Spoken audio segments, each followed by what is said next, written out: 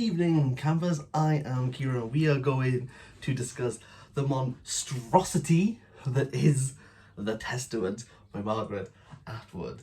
And is this an absolute mess?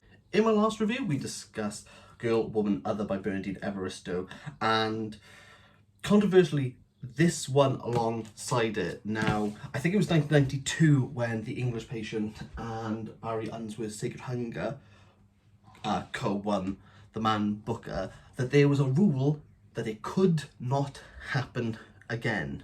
So 2019 being very 2019, they decided, let's just ignore that rule. It's like nearly 2020, guys. We can just do what we want. I cannot say how disappointed I am that this won the Booker for being a tarnishable wreck. I'm very sure most of you watching this will know, but this is the sequel to The Handmaid's Tale, which I'm going to say straight away is a very, very good piece of literature. It was actually recommended to me to one of my friends, Amy, who was studying it in English literature for A-level. And it took me like 4 years to get around the idea of reading feminist dystopia, and it was incredible. And then someone had the idea of, why don't we just ruin it? And that's where the television show came from.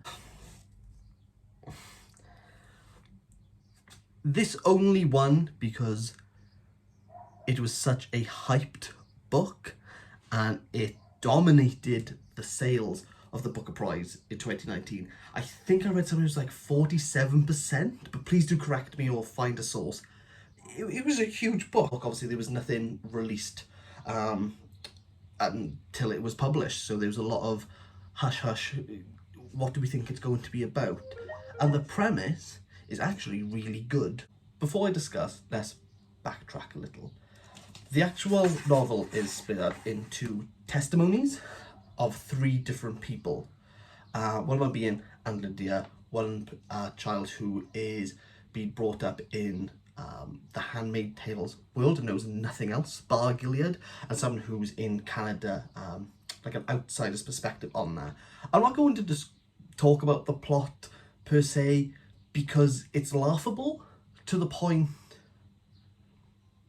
It's, for me, it felt very YA. You were just dragged along the story.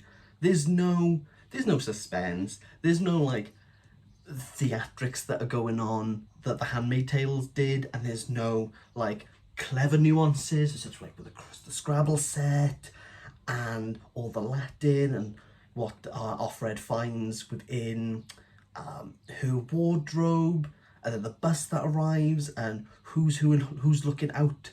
It's really straightforward, an easy read, but just not worth it. Quite honestly, if you're going to read Atwood, I would just blank this completely. It just ruined it. It ruined it to the point that it's not even funny. I digress. We start the book with Aunt Lydia is gazing upon a statue of herself. And there's a lot of interesting questions being asked about, is she deserving of it, and her kind of emotions from there. Now bear in mind, we only have seen Offred's perspective in The Handmaid's Tale. So viewing Aunt Lydia was refreshing. So it was nice to know what's going inside the horrendous person that Aunt Lydia is. But spoiler, I find it really hard to empathise with something which falls flat on its face that this book does. I'm meant to feel sorry for Aunt Lydia, but I can't because I know what she did in The Handmaid's Tale, and even though she's kind of like coerced and forced into the regime that we see in the first book, you can't separate the two. It's the same issue that Go Set a Watchman had with To Kill a Mockingbird. Atticus Finch being a racist doesn't make the story better because you know him in the first book as he's not a racist, especially when there's like such a big gap between the 2 books that all you know is Aunt Lydia is a vile piece of work. And that's it. Like, that's her character. That's what makes Aunt Lydia, that's what makes her great. But then we're trying to make her more likeable. And it's too late. It's too late. She's solidified as a horrific character. You can't, maybe if it was done better, I don't know. And hey, I'm not Margaret Atwood. I can't write selling books. But damn, can I have my opinion? This is a laughable piece of literature that should not have won the Booker Prize. And then strewn throughout there, you have a testament from the two girls, and they come together. And I think it's meant to be a whoa moment. But it doesn't go anywhere. And the ending is guessable, based on the fact that you have like 20 pages left, and you go, oh right, okay, well that was, where else can it go? Oh, I so wanted to like this. I so wanted to like this, but it was such a farce to the point. Oh.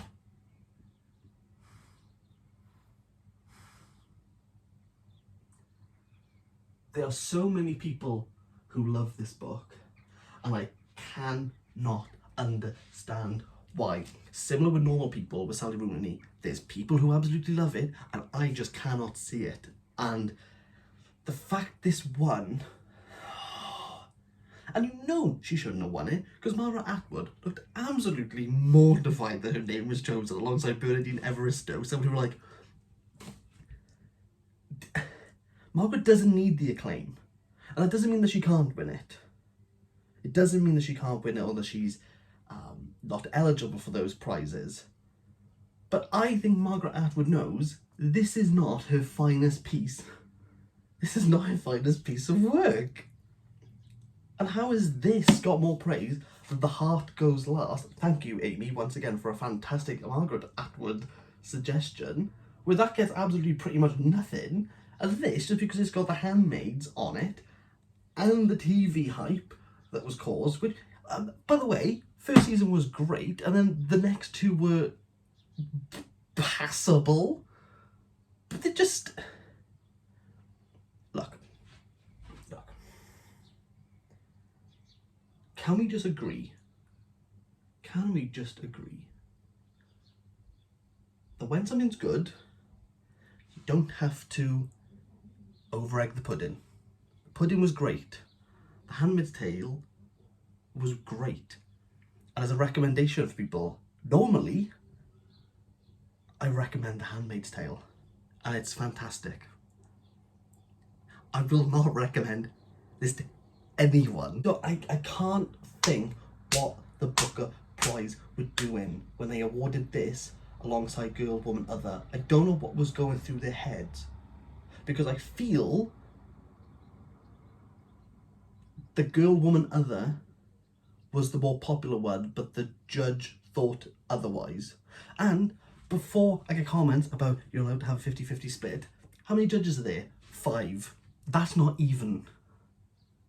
That's, you can't. You just can't do it. You can't bloody split the damn thing. That's the reason why in 1992 they said no. It's like the rule. It's the one goddamn rule, and you can't divide 5 by 2, which stops that happening. It's a 2 out of 10. It's a 2 out of 10. It's a 2 out of 10. It shouldn't have won. It's a 2 out of 10. You heard me. You heard me. 2. What we're going to read next, I don't know. But damn it, I'm going to go and read some good Atwood. I'm going to read Atwood that's worthy of winning prizes. I'm going to read the Atwood that has won the prizes. I'm going to read Atwood that makes a difference to people's lives. You heard me, people. That is what's going to happen. Evening campers, it's been emotional.